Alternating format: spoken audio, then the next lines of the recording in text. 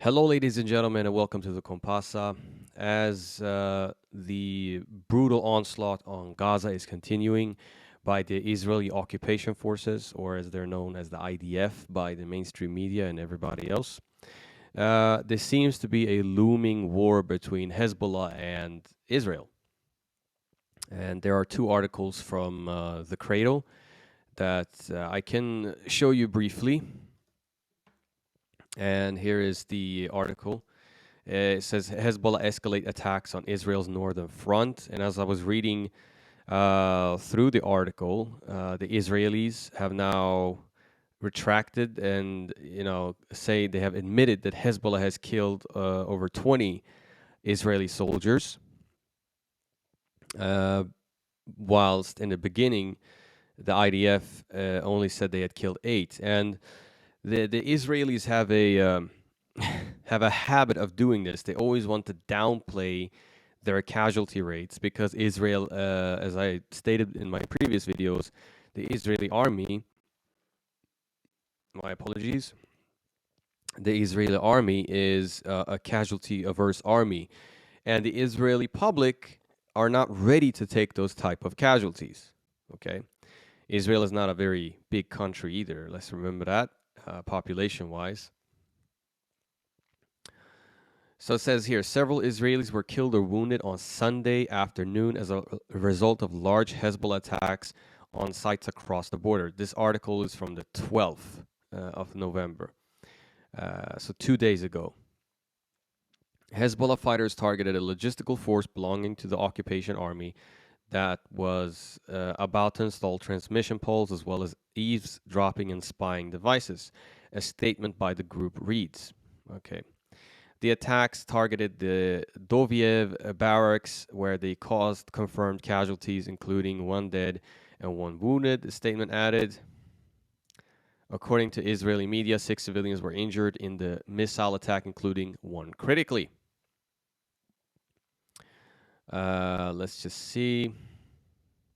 So Israel's Channel 12 reported 8 IDF soldiers were killed on the border with Lebanon today. Sorry, it was Israel's Channel 12, not maybe perhaps the IDF.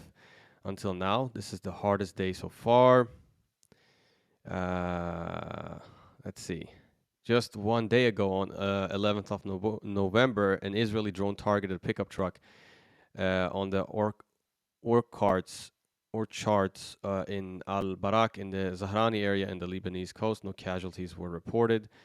I'm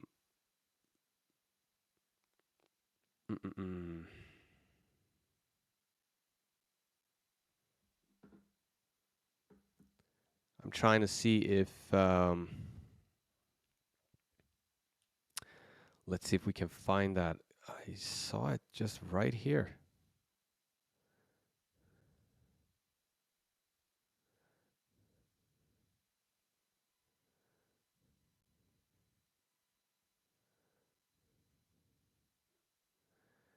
If it wasn't here.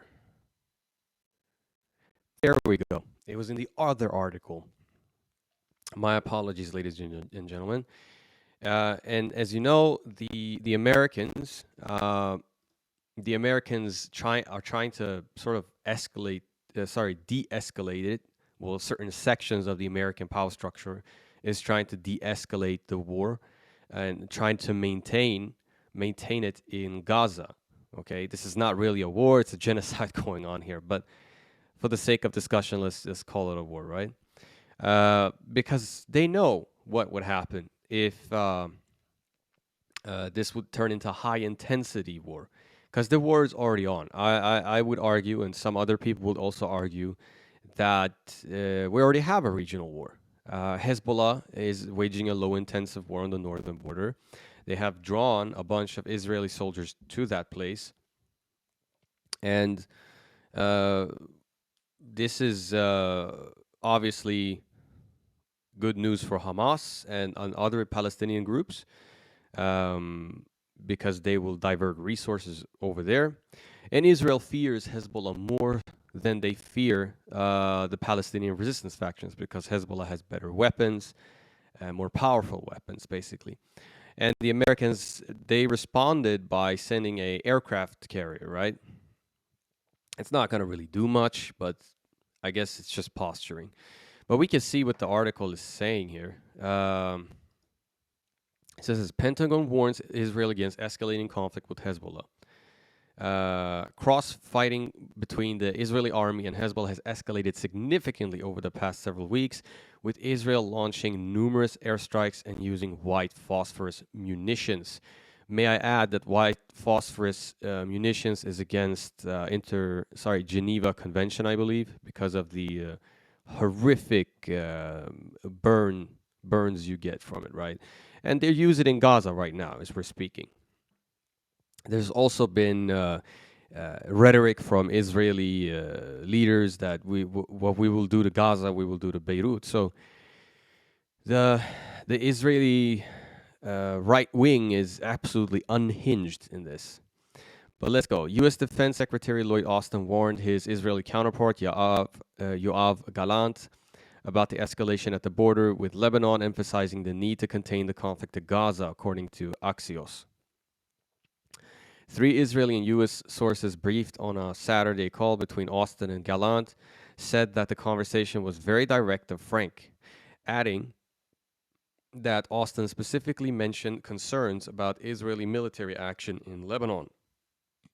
The source also said Austin asked Gallant for a clarification about recent airstrikes by Israel in Lebanon and requested Tel Aviv to avoid any escalation that could lead to an all-out war between Hezbollah and Tel Aviv. Gallant said that Israel is not open to another war on the war front on the Lebanese border, mentioning that he does not think anything of that sort will happen. Let's see here. On November 12th, Hezbollah released 5 statements documenting their attacks against Israeli sites and personnel. The statements mentioned the targeting of logistic sites, Israeli units that were planning to install transmission. Okay, we talked about that before. And initially, Israeli media reported that 8 Israeli soldiers were killed as a result of Hezbollah's operations, but the number was later updated to 20 soldiers. In response, the Israeli army launched a series of attacks against Lebanese border towns, which includes the use of internationally banned white phosphorus in the town of Mais el Jabal. Hezbollah Secretary General Hassan Nasrallah on Saturday said that the Lebanese resistance will continue its operations using eye-for-eye measures, saying, we will let the battlefield speak for itself. Our policy has never been for me to speak of our plans or intentions, and then for the brothers to carry them out. It was always the other way around, and this will be the case now too. He made mention of the use of new artillery used by Hezbollah in these ongoing skirmishes, as well as the use of spy drones that were able to reach deep into the occupied territories. There you go. But I think eventually it might actually escalate. Because I'm not really sure if the Americans can put a muzzle on the Israelis. Let's remember that the Israel lobby pretty much, they have most U.S. politicians in their pockets, at least the most important ones. So that's that. If we move on to Ukraine, what's going on in Ukraine? Because ever since the outbreak of the war, the conflict, or correctly speaking, the genocide in Gaza, the Western media have seemed to forgotten about the war in Ukraine, and there are several reasons for this. Because they know that the Ukrainians are losing. In fact, they even put out a Time magazine article, which was almost showcasing Zelensky as this like mad, lunatic, delusional guy that only believes that he will win the war, that Ukraine will win the war. And even the title goes as to say, I can show you guys here. It goes say nobody believes in our victory like I do. Inside Volodymyr Zelensky's struggle to keep Ukraine in the fight. I'm not going to read the whole article, but for those of us who are aware of Time Magazine's history, it is a publication with ties to the CIA. To me, this article looks like, okay, we're done with this dude. Like, he served our purpose for some time. Uh, you know, I'm not sure if they're gonna allow him to get killed or hire somebody in the Ukrainian or military and or the political establishment to get rid of Zelensky in terms of killing him or something like that. Perhaps the best thing would be if Zelensky would just fuck off to one of his mansions in Miami or Italy or whatever, and just live the rest of his life there with security, because he's gonna be a haunted man for the rest of his life, or hunted man, sorry. And that's it. And there is it seems to be some sort of ongoing power struggle going on in the Ukrainian army, in the Ukrainian political establishment. We can look through some of the articles real quick here. Um, Let me just see here. There's also a lot of coping right now. So I mean, if we look at like Washington, we can start with that. We look at the Wall Street Journal, right? Look at what they're calling it, a stalemate, right? A violent stalemate. Instead of calling it for what it is, it's basically a meat grinder 2.0, right? What we're seeing in Bakhmut is what we're seeing in Avdiivka, right? If I pronounce that correctly. So this is not a stalemate. This is Ukraine pretty much throwing its soldiers into the Russian defense line, and they're just getting absolutely slaughtered, right? I mean, the kill ratio is, I think it's even beyond 1 to 10 these days. And Ukraine, even in the Times Magazine article, they talked about how there's not even enough men to handle the weapons,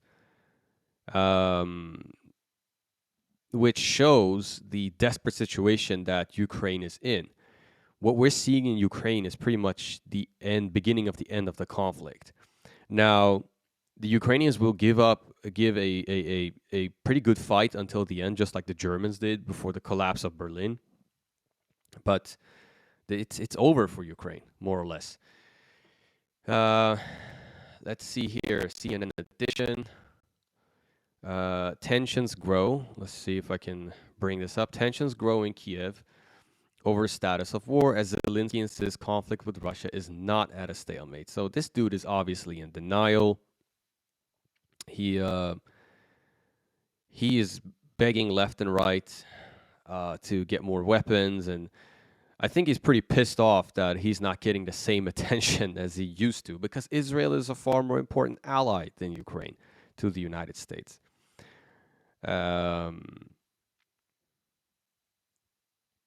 There's also some bickering between Zaluzhny and Zelensky. So it says here, Zovka told Ukrainian television that Zaluzhny's interview. Hold on a second. Here you go. He was responding to an interview. Igor Zovka, the deputy head of Zelensky's office, on Saturday condemned an assessment by Ukraine's military chief that the war with Russia is at a stalemate, deepening a feud in Kiev, which has heightened nerves about Western support for the conflict. He was responding to an interview with the military chief Valery Zaluzhny, who told The Economist on Wednesday that we have reached the level of technology that puts us into a stalemate.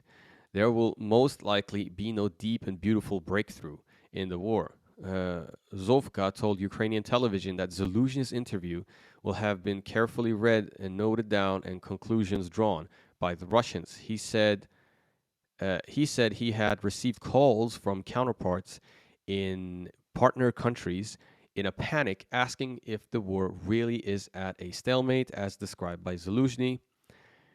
Is this the effect we wanted to achieve with this article? Zovka said. Perhaps this is a very deep strategic plan, and we will achieve some success in this way. But to be honest, I am very surprised. Zovka added. No, not really. I mean, what is there to be surprised about? I mean, even the Ukrainian leadership these days are a lot of them military leaders, such as Zaluzhny. They know they cannot win this anymore. A question will be: will Zaluzhny be promoted to the new leader of Ukraine by the West? Will he pop Zelensky? Will he kill Zelensky? There is a possibility of that. Why not? But so what? Ukraine as a nation state is pretty much done after the war. And will the Russians forgive Zaluzhny? That's a very good question, because he is a banderite. Remember that. And one of the initial goals of the Russian special military operation was to conduct a denazification, right? Which means they have to get rid of all the people that have this horrific ideology. If they don't, there's going to be a rerun of this crap again. And we saw this with the collapse of the Soviet Union in the 1990s. These elements were starting to rise again, especially with the help of the exiled Ukrainian community in Canada, because a lot of them have these sympathies. So they would spread propaganda with the help of the CIA in Ukraine to empower the fascist elements. And yeah, I mean, this is basically where we're at. I mean, sure, they were a minority in Maidan, but even, like, I think it was Dmitry Yarosh, right, the leader of the right sector, he even said that, okay, we were less than 8 to 10% there, but because we were the most violent, effective force, we got the job done. I'm paraphrasing, obviously, but that's what he said, more or less. And Zaluzhny is a part of that clique. I mean, there's like pictures of him taking selfies with a smile and a thumbs up next to a portrait of Stepan Bandera. So I don't think the Russians will make any type of deal with him either. I could be wrong, but I don't believe that personally. I think, just like Scott Ritter and some other analysts, that they will set up some sort of military dictatorship there for some time in order to do maybe a cleansing campaign where they put these guys in prison or in work camps and on trial.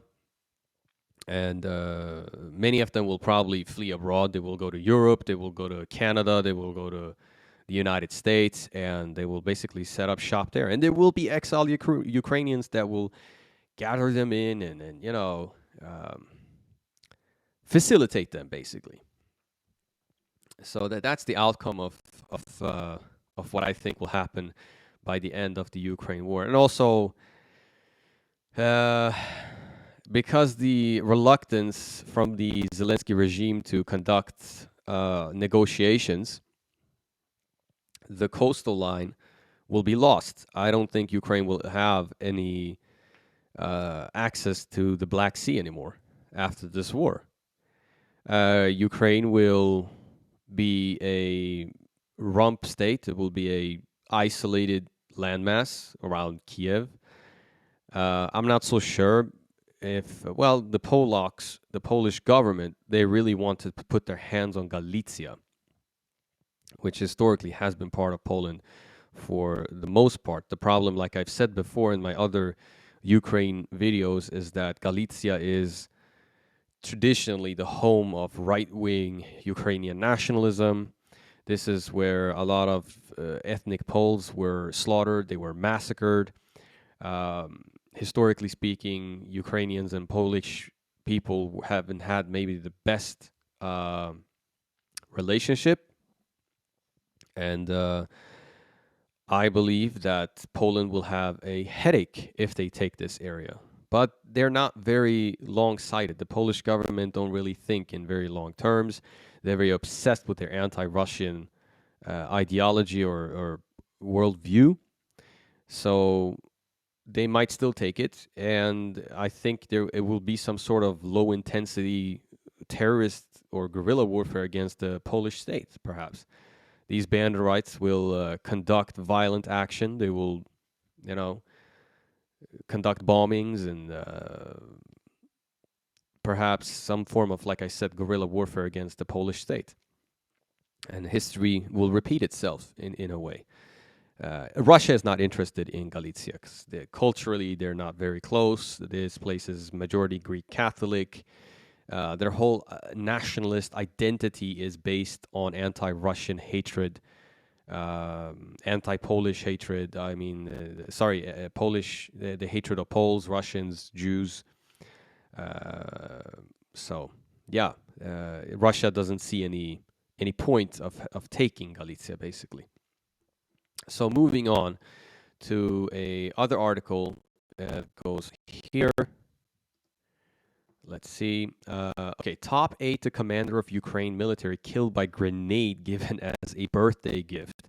Okay, Ukrainian President Volodymyr Zelensky has ruled out a presidential vote next spring and is urging his countrymen to avoid political divides, saying the country must concentrate all its resources on fighting Russian aggression. Ukrainian President Volodymyr Zelensky's late Monday ruled out holding a presidential vote in the spring and urged his countrymen to avoid political divides, saying they must concentrate all resources on fighting Russia. Zelensky's comments in a video address follow increasing discussions about the possibility of a presidential election in March. Zelensky, who was elected for a 5-year term in March 2019, had previously avoided definitive statements on the question. His associates had said he was pondering various possibilities. Let's see if I can find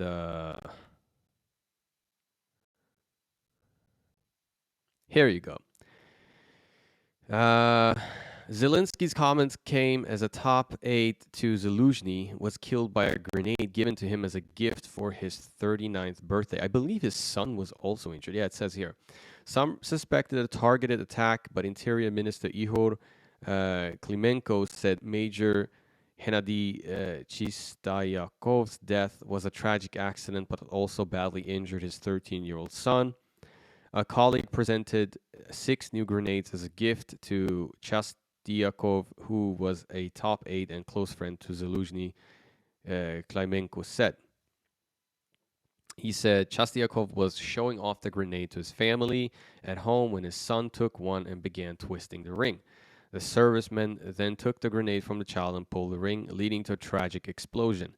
The officer's death was second fatal tragedy in less than a week for Ukraine's military. A Ukrainian brigade holding a ceremony in Zaporozhye to honor troops on Friday was struck by a Russian missile that killed 19 soldiers, one of the deadliest single attacks reported by Ukrainian forces. Let's see here. The commander of the 128th Separate Mountain Assault Brigade, Dmitry Lysyuk, was suspended as authorities investigated why the rocket forces and artillery day event was held near the front line, where Russian reconnaissance drones could easily spot. Yeah, that was pretty fucking stupid. Why would you do that? Why would you have this celebration in the middle of a war? Like this is crazy to me. God knows why they gave him these grenades. Like,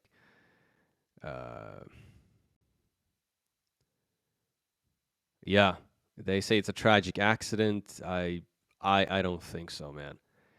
I think there is I personally think there is a power struggle between Zelensky and Zelensky. And I think Zelensky one day will sort of overthrow Zelensky, but I don't think Zelensky will last as a president anyway, because, like I said, the Russians, it's only a matter of time when Russia will take over this landmass that is known as Ukraine today.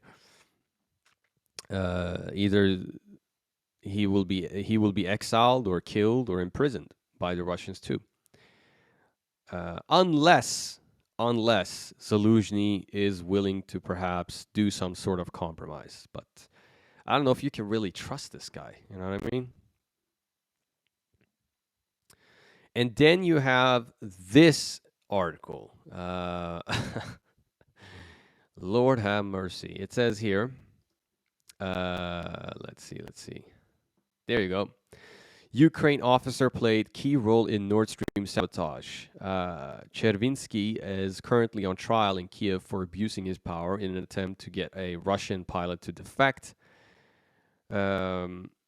He himself denies this. He says this is a sort of like a political witch hunt against anybody that is criticizing Zelensky. I actually tend to believe him. This cokehead Zelensky is, you know, yeah, he's very paranoid, and I would be too if I was him. Roman Chervinsky, that's his name, and he is a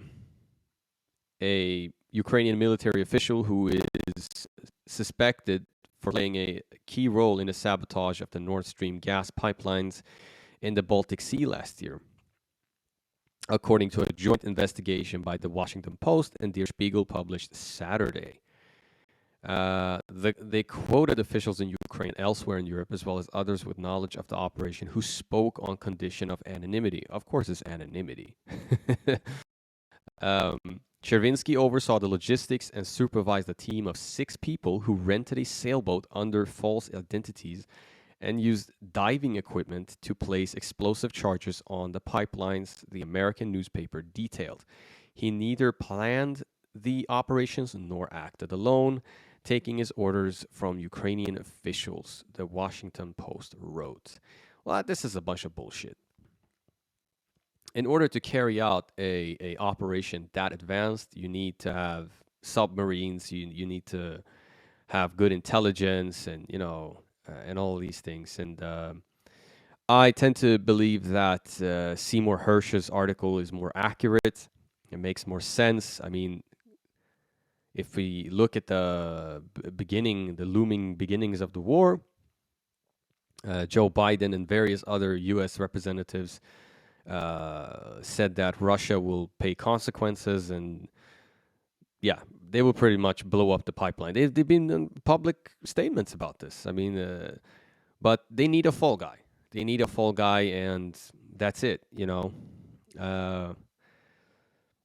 It's we're seeing the beginning of the end here, guys. It's gonna collapse. Basically, the Ukrainian army and the political establishment is gonna collapse soon. I think maybe in 1.5 years, maybe 2 years. Yeah, there will be a complete defeat of Ukraine, and the Russians are not going to give up because they view this as a existential threat to Russia, basically. So they will fight to the death if necessary. But they're taking their time. And they're not as much so on the offensive. They are slightly, but not like a major offensive in that sense. So what they've done now, if I understood it correctly, I'm not a military person. I don't have military experience in that sense, but they have created a defense line, basically, enforced it. Not just a defense line, there's like 3 or 4. And in the city of Avdiivka, they have created a cauldron, similar to Bakhmut, where they draw in the Ukrainian forces and just pound them with artillery and all types of fucking shit, right? So that it's pretty much a rerun of Bakhmut. That's it. It's a slow, methodical military campaign. It's a war of attrition, not a war of territory in the same way. And that's it. And Russia is winning that war because they have the weapons industry on their side. They have a weapons industry that responds to the needs of the army and not for profits the same way as perhaps maybe Western industries do. So they can just spit out tanks, artillery pieces, you name it. So that's how it is. I want to thank you guys for listening. Thank you guys for watching.